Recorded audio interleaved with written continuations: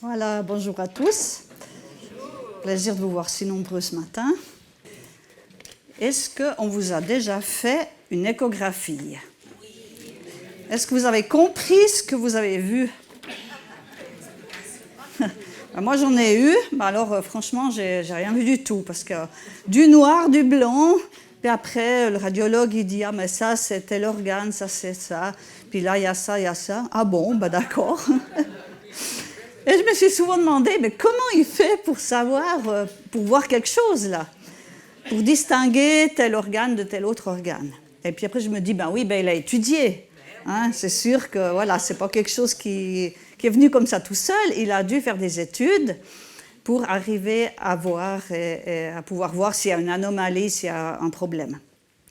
Et le titre du message de ce matin, c'est « As-tu du discernement ?» Alors, on va parler du discernement. Tout d'abord, qu'est-ce que le discernement? Alors, il y a les définitions du dictionnaire français et puis aussi la définition des deux termes grecs principaux qui sont utilisés.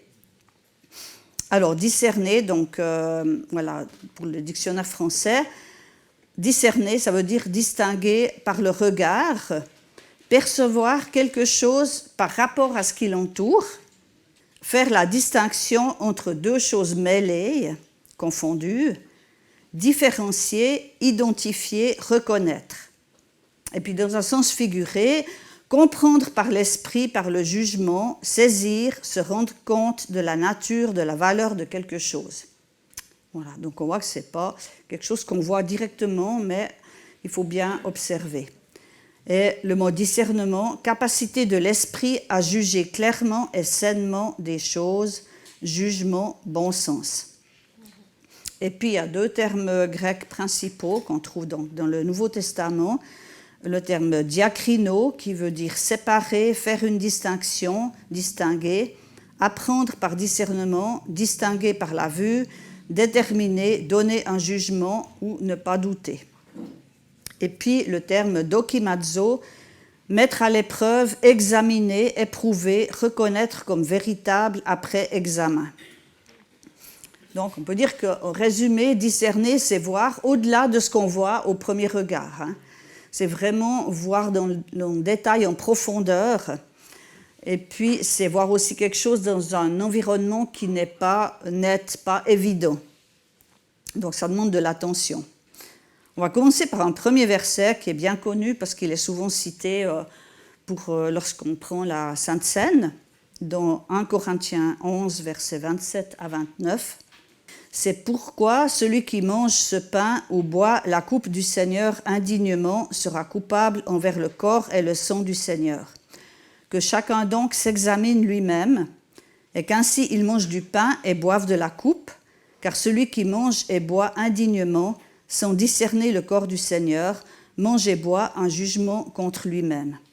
Alors là, on trouve les deux mots grecs. Il y a s'examiner, que chacun s'examine lui-même, le mot dokimazo, et puis donc se mettre à l'épreuve soi-même, en fait, voir si vraiment dans nos vies on est en ordre avec le Seigneur avant de prendre le repas du Seigneur, et puis discerner le corps du Seigneur, le mot diakrino en grec. Donc, faire une distinction, déterminer. Et c'est ça, lorsqu'on prend le repas du Seigneur, en fait, on discerne au-delà des éléments qu'on prend, le morceau de pain, le jus de la vigne, on discerne que la réalité de ce que ça représente. On discerne que ça représente, en fait, le corps et le sang du Seigneur qui est mort pour nous. On voit cette réalité au-delà de ce qui est visible. Et quelqu'un qui n'est pas chrétien, il ne va rien comprendre. Hein. Il va dire, bon, c'est un rituel, mais voilà, il dit c'est du pain, c'est du vin, et ça s'arrête là. Mais lorsqu'on discerne le corps du Seigneur, on voit vraiment qu'est-ce que ça représente et pourquoi c'est important. Alors, il y a trois domaines, il y en a peut-être plus, mais 3 domaines principaux dans lesquels on a besoin d'avoir du discernement. Tout d'abord, le discernement en général, discerner ce qui est bien, discerner le bien du mal, discerner les esprits et discerner les temps.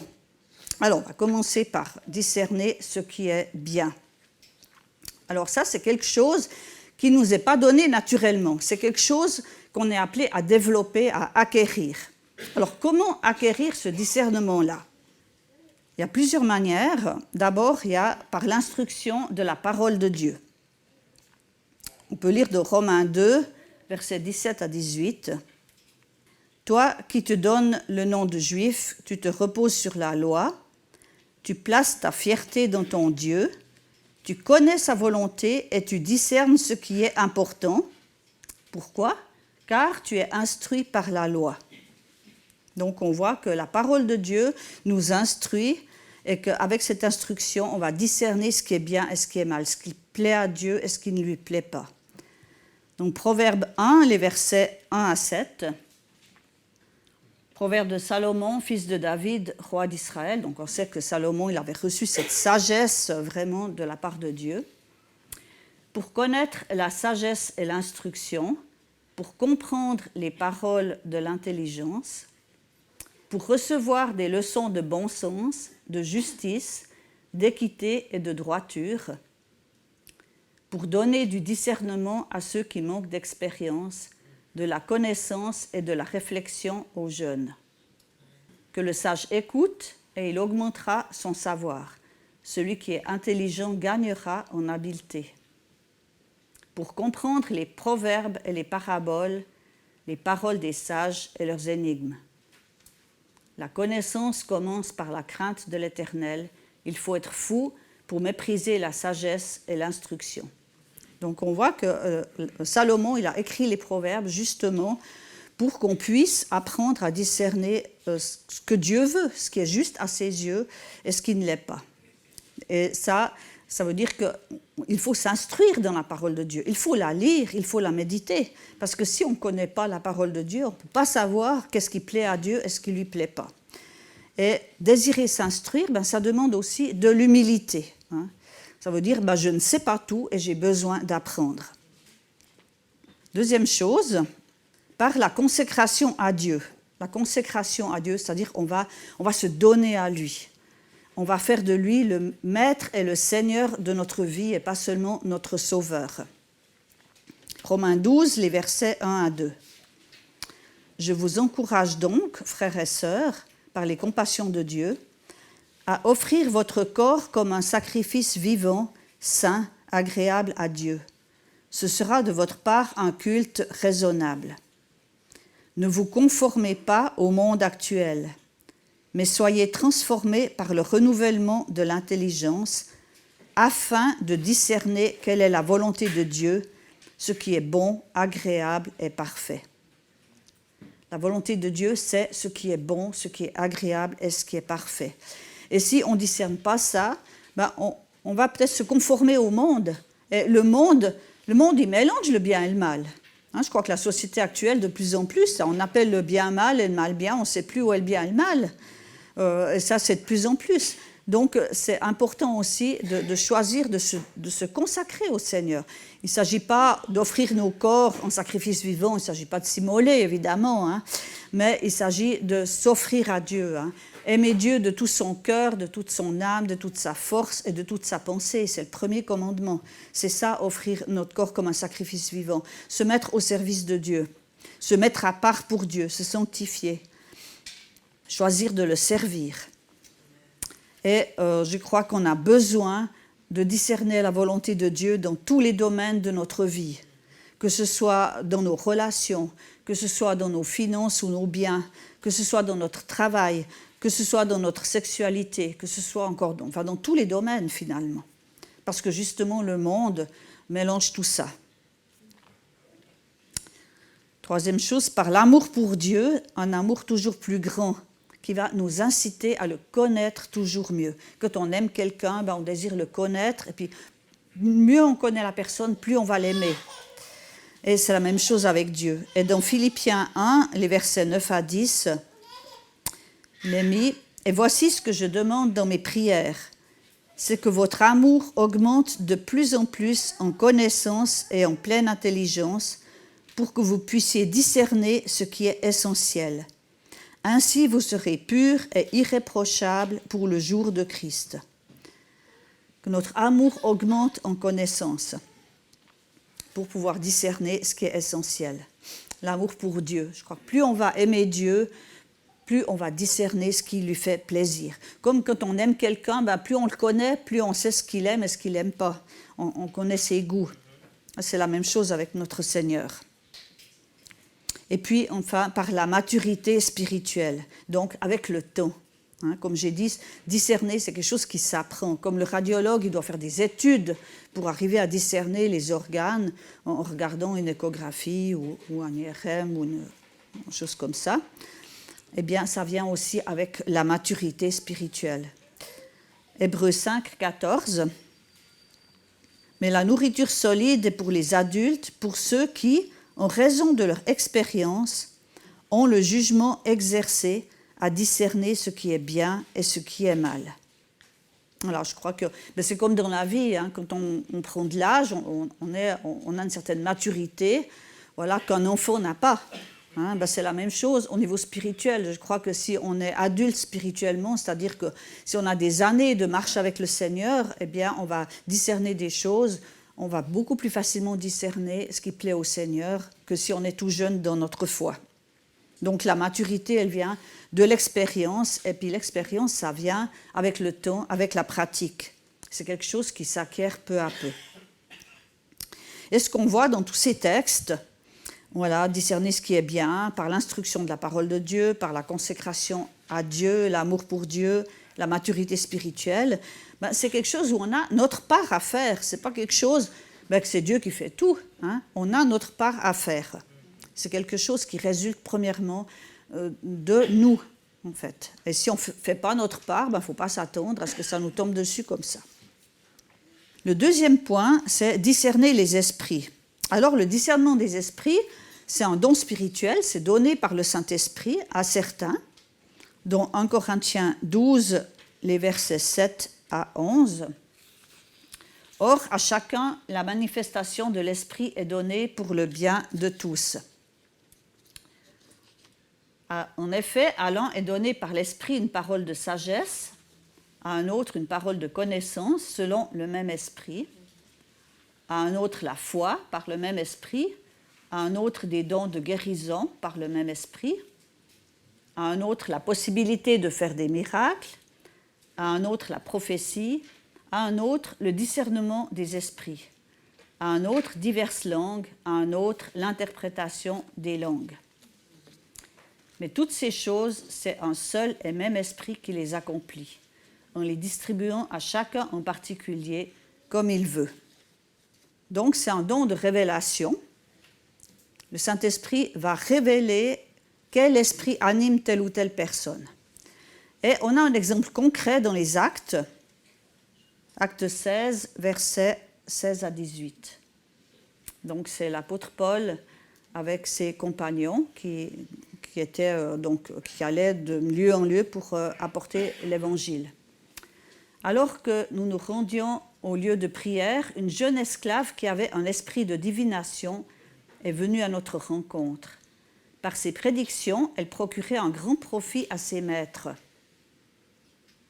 Elle s'est mise à nous suivre, Paul et nous, en criant « Ces hommes sont les serviteurs du Dieu très haut, et ils nous annoncent le chemin du salut. » Elle a fait cela pendant plusieurs jours. Paul, agacé, s'est retourné et a dit à l'esprit « Je t'ordonne au nom de Jésus-Christ de sortir d'elle. » Il est sorti au moment même. Alors, c'est assez étonnant ce texte, parce qu'en fait, cette jeune esclave qui était habitée donc, par un esprit mauvais, un esprit de divination, ce qu'elle disait, c'était vrai. C'était vrai, que Paul et ses compagnons sont des serviteurs de Dieu qui qui montraient la voie du salut. Elle disait quelque chose de juste, et puis elle a fait ça pendant plusieurs jours. Donc, ce qui veut dire que Paul et ses compagnons, ils n'ont pas tout de suite discerné que c'était un esprit mauvais qui l'habitait. Et peut-être au début, ils se disaient « Ah ben chouette, elle nous ouvre le chemin, quoi. » Puis en fait, au bout de quelques jours, Paul, ça l'a agacé. Et parce que ça l'a agacé, il s'est dit « Mais il y a quelque chose qui ne va pas, quoi. Ça ne vient pas de Dieu. » parce que ça m'agace, ça m'énerve. Et si on est agacé, qu'est-ce qui se passe quand on n'est pas bien, hein? On est moins apte à être, comment dire, inspiré par le Seigneur, à être guidé par lui, à entendre sa voix, parce qu'on est préoccupé par ce qui nous agace. Donc là, il s'est dit, non, il y a quelque chose qui ne joue pas là. Et puis, il a discerné qu'il y avait, Dieu lui a donné vraiment ce don de discernement et il a chassé l'esprit. Et ensuite, ils étaient tranquilles, quoique bon, ils ont eu d'autres problèmes après qui ont suivi. Mais bon, ça, c'est une autre histoire. Alors, c'est vrai que c'est un don qui est donné par le Saint-Esprit à certains, comme on l'a lu dans les Corinthiens. Ce n'est pas donné à tous, mais je crois qu'on a quand même besoin, à certains moments, dans certaines situations, on peut demander à Dieu de nous révéler aussi qu'est-ce qui se passe. Hein. Parce que peut-être, vous avez peut-être une personne qui vous agresse régulièrement, verbalement, hein. Voilà, avec qui ça passe pas. Il y a quelque chose qui va pas. Il n'y a pas d'atome crochu. Ça peut être dans le cadre du travail, ça peut être un voisin, ça peut être dans le cadre de la famille, peu importe. Hein. Et puis, bon voilà, ça ne veut pas dire que la personne elle est possédée, hein, non plus. Mais voilà, comment réagir face à ça? Parce qu'il y a plusieurs façons de réagir quand ça nous arrive. Ça nous arrive à tous, je crois, à un moment donné, hein, ce genre de situation. Et puis, parfois, la meilleure réaction, c'est de ne pas répondre. Moi, ça m'est arrivé des fois que quelqu'un me disait des choses pas agréables du tout, et vraiment, le Seigneur m'a dit, tu te la coinces, quoi. Bon, c'était pas facile, mais voilà, je crois que c'était ce qu'il fallait faire. Et puis, peut-être aussi, à d'autres moments, c'est une parole douce, comme dit les proverbes, une parole douce calme la fureur. Peut-être répondre, parce que peut-être la personne, elle est agressive, parce que peut-être elle a peur de quelque chose, elle n'est pas bien dans sa peau. Alors peut-être de la rassurer, de lui dire quelque chose d'agréable, calmement, ça peut faire redescendre toute la tension. Ou parfois, eh bien, ça peut être ferme, avec autorité, comme l'apôtre Paul il l'a fait, parce qu'il y a peut-être vraiment quelque chose de spirituel. Mais comment discerner ce qui est de l'humain, ce qui est du psychisme, ce qui est peut-être juste du caractère de la personne, ou ce qui vient vraiment de l'ennemi, qui essaye au travers de ça de nous déstabiliser, de nous agacer, pour qu'on ne soit plus vraiment en paix, non plus avec le Seigneur? Eh bien, je crois qu'on a besoin de ce discernement-là. Et si Jésus nous dit de prier pour nos ennemis, je pense que c'est aussi pour ça, en fait. Parce qu'en priant pour ceux avec qui on a plus de peine, le Seigneur peut nous montrer aussi qu'est-ce qui anime la personne. Cette personne, elle a tel problème, elle a telle chose, et puis voilà comment on est appelé à réagir. Et je crois que c'est important, c'est tout concret, hein.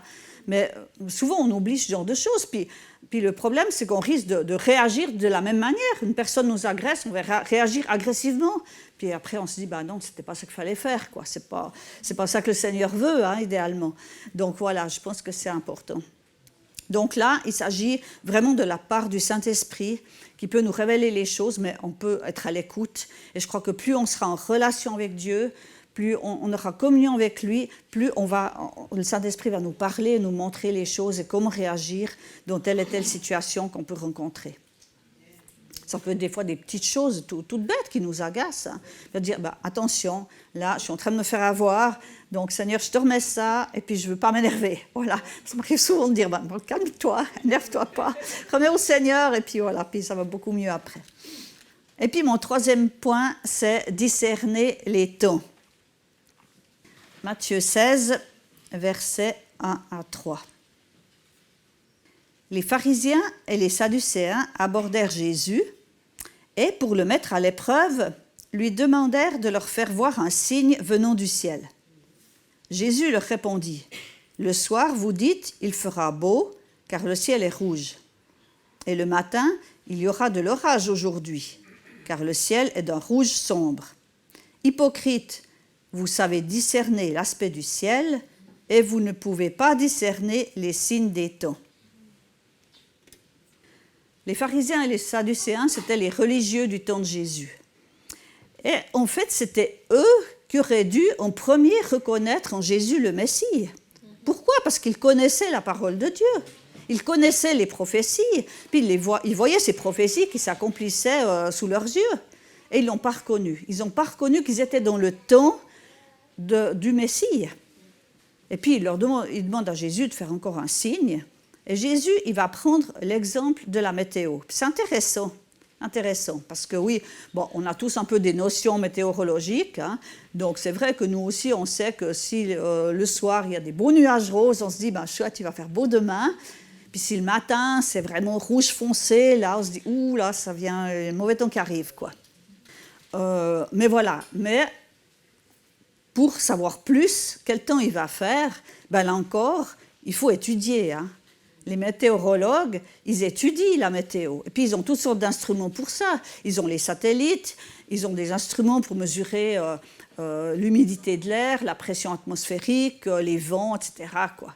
Et puis, ils étudient, et puis, ils essayent de prédire avec plus ou moins d'exactitude le temps qu'il va faire. Mais, ils prédisent avec plus ou moins de succès, pas tout à fait 100% quand même, le temps qu'il va faire le jour même, dans les heures qui viennent. Hein? Le temps qu'il va faire le lendemain, on tombe déjà à 80%. Le temps qu'il va faire après-demain, on arrive à 60% de probabilité. Hein? Puis après, ça part 40, 20, puis le temps qu'il va faire dans un mois, ils ne peuvent pas dire. Et c'est intéressant que Jésus ait pris cet exemple-là, parce qu'effectivement, on peut savoir le temps qu'il va faire dans les heures qui viennent en regardant le ciel. Comme les météorologues, ils peuvent annoncer le temps qu'il va faire dans les prochaines heures, peut-être une tendance pour les jours suivants, et puis c'est tout. C'est la même chose, en fait, dans les temps qu'on vit, pas le temps qu'il fait, hein, mais je veux dire le temps qui passe, hein, l'époque dans laquelle on vit, c'est pareil. On peut peut-être discerner dans quel temps nous sommes maintenant. Mais savoir ce qui va se passer dans X temps, il y a des tendances, mais voilà. Hein, on ne sait pas exactement quand ça va arriver. Et pourquoi est-ce que c'est important de savoir la météo qu'il va faire? Pourquoi c'est important qu'il y ait des météorologues, finalement? Parce que s'ils annoncent une grosse tempête, hein, des orages violents et tout, on ne va peut-être pas aller faire des activités aux montagnes ou sur le lac, sur la mer, que sais-je. On ne va peut-être pas prendre des risques. Hein. S'ils annoncent de la grêle, on va se dire, attends, qu'est-ce qui peut être, qu'est-ce que je peux mettre à l'abri? S'ils annoncent des vents violents, on va attacher ce qu'on ne peut pas ranger. Hein. Donc, on va prendre les dispositions pour se protéger. S'ils annoncent très chaud, on va se dire, si je vais marcher, il faut que je prenne assez à boire. Et puis, il faut que je mette la crème solaire, que je mette un chapeau, etc., quoi. Donc, la météo est utile pour savoir comment se comporter. Et les signes des temps sont là aussi, les temps qu'on vit, pour savoir comment nous devons nous comporter. Qu'est-ce que Dieu nous demande maintenant? Et il y a un texte qui est très intéressant dans 1 Chronique 12. On va prendre le verset 24 et le verset 33. « Voici le nombre d'hommes équipés pour la guerre qui se joignirent à David à Hébron afin de lui transférer la royauté de Saül conformément à l'ordre de l'Éternel. » Puis ensuite, il y a pour chaque tribu, combien d'hommes, etc.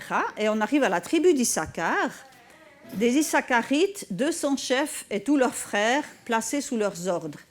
Ils étaient capables de discerner les temps pour savoir ce que devait faire Israël. Intéressant ce verset-là au milieu. Hein. Voilà, quand on lit des listes comme ça, on a tendance à passer dessus. Et puis la tribu d'Issachar, on n'en parle pas beaucoup dans la Bible. Ce n'est pas la tribu de Juda ou la tribu de Lévi qui était au service du temple, ou Juda à la royauté, Lévi au service du temple, ou la tribu de Benjamin, ou... Voilà, je ne serais pas capable de vous dire est-ce qu'il y a un grand chef qui est venu de cette tribu-là, est-ce qu'il y a quelqu'un vraiment dont on parle beaucoup dans la Bible qui était de cette tribu? Peut-être, hein, je n'ai pas regardé, mais toujours c'est intéressant et c'était hyper précieux pour Israël de savoir ce qu'ils devaient faire, qu'est-ce que Dieu leur demandait. Parce qu'ils n'étaient pas toujours dans des situations faciles, hein. Il y avait des ennemis qui les attaquaient, etc. Et là, dans cette tribu-là, il y avait des gens qui étaient capables de discerner les temps puis de savoir ce que Dieu voulait qu'ils fassent, voulait qu'Israël fasse. Il y a d'autres exemples dans la Bible. Hein. On peut penser à Mardoché dans l'histoire d'Esther, qui a discerné aussi qu'Esther était parvenue à la royauté parce qu'il y avait le plan de Dieu de délivrer les Juifs de l'extermination, et qu'Esther pouvait intervenir auprès du roi. Il a dit à Esther, mais qui sait si ce n'est pas pour un temps comme celui-là que tu es parvenu à la royauté. Lui, il a discerné. Il a discerné ça. On peut penser à Joseph aussi, quand Pharaon a eu ses songes avec les vaches maigres, les vaches grasses. Bon, il a interprété les songes, voilà, il y aura des années d'abondance, puis il y aura encore ensuite 7 années de famine. Et qu'est-ce qu'il faut faire? Il faut faire des réserves, il faut se préparer. C'est une météo orageuse qui arrive, là, avec la famine. Il faut se préparer, il faut faire des réserves, il faut engranger. Et puis encore, dans Acte 15, pour y lire à la maison, donc c'est quand les apôtres ont discuté pour savoir, il y avait des non-juifs, des non-juifs qui venaient à la foi, qui se convertissaient, qui recevaient le Saint-Esprit. Et puis, il y en a qui disaient, alors ils doivent se faire circoncire, ils doivent devenir juifs, en fait, pour être sauvés. Et puis, Paul et ses compagnons, non, il n'y a pas besoin, etc. Enfin, il y a eu une vive discussion, il y a eu un débat qui était assez fourni, assez houleux. Et c'est Jacques, finalement, Jacques, le frère du Seigneur, certainement, qui a eu cette sagesse, qui a dit, je propose qu'on ne leur impose pas autre chose que de s'abstenir de l'impudicité, des viandes sacrifiées aux idoles, je ne sais plus, il y avait 3-4 choses, voilà. Et c'est lui qui a reçu ça. C'est ni Paul, ni Pierre, ni Jean, c'est lui qui a reçu. Et voilà, dans ces textes, donc on voit qu'il y a aussi notre part. Notre part, c'est d'observer, c'est d'écouter. Comme pour la météo, on écoute, on observe, on apprend. Et le Saint-Esprit aussi est là pour nous donner ce discernement, donc quel temps nous sommes et ce qu'on doit faire. Donc il y a notre part et la part du Saint-Esprit. Est-ce que nous savons dans quel temps nous sommes? Dans Ecclésiaste 3, il est dit qu'il y a un temps pour toute chose. Alors dans quel temps est-ce qu'on est? Alors ça, c'est au niveau déjà personnel, parce que nous vivons aussi des temps différents dans nos vies. Nous vivons des saisons différentes. Nous vivons des temps peut-être où tout va bien, gloire à Dieu. D'autres temps qui sont des temps d'épreuve, peut-être de maladie, peut-être de chômage, que sais-je, de conflits, voilà. Et qu'est-ce que le Seigneur, comment est-ce que le Seigneur aimerait qu'on réagisse? Qu'est-ce que le Seigneur nous dit au travers des temps qu'on vit? C'est important de le savoir. Donc, on a besoin vraiment de ce discernement-là. Et puis, au niveau aussi de notre communauté, voilà, nous, Église de Martigny, quels sont les temps dans lesquels nous vivons? Qu'est-ce que Dieu veut qu'on fasse maintenant? Quelles sont les priorités? Et puis ensuite, il y a l'Église corps de Christ, l'Église avec un E majuscule, voilà, par rapport à la société, comment la société évolue, qu'est-ce qui se passe, et comment l'Église corps de Christ, qu'est-ce qu'elle est appelée à vivre. Alors on sait dans les grandes lignes, c'est sûr que l'Église, elle est là pour adorer Dieu, pour servir Dieu, pour prêcher l'Évangile, voilà. Mais voilà, plus précisément, quel est le temps que Dieu...